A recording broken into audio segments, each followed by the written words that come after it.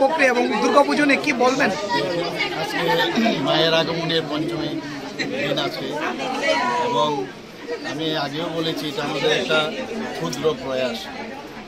আজকে আমার যে বিধানসভা আছে সেখানে তো যাচ্ছি, অন্যান্য বিধানসভায়ও আমি যাচ্ছি এবং এই ধরনের বস্ত্র দিয়ে একটা উপহার স্বরূপ একটা মানুষকে, যারা আমার মা বোনেরা আছেন, ভাইয়েরা আছেন, দেওয়ার একটা মানে মনের থেকে একটা ইচ্ছা, যদি কিছু দেওয়া যায়, সবাই যদি এই আনন্দ যে দিনগুলো আছে সবাই মিলে যদি আনন্দ করতে পারি, মানে সুখে দুঃখে থাকার যে বিষয় সেটা আমাদের পার্টির যেরকম আছে আমাদের সরকারেরও সেটা আছে এবং এর মধ্যে একটা আত্মতৃপ্তিও পাওয়া যায় এবং সেই কারণেই আজকে এখানে আসা।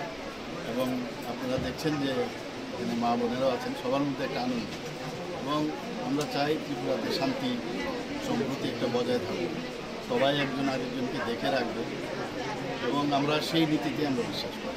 স্যার, হরিয়ানার রেজাল্টের ট্রেন্ডে দেখা যাচ্ছে বিজেপি এগিয়ে আছে এখন পর্যন্ত ব্যাপারে। না, দেখুন গণতান্ত্রিক যে পদ্ধতি, একবার কেউ আগে যেতেও পারে, একবার আসতেও পারে, লাস্ট রেজাল্ট আসার পরেই বলা যাবে। তবে হার জিত থাকবে, এর মধ্যে কোনো অসুবিধা নেই, কোনো চিন্তার বিষয় নেই।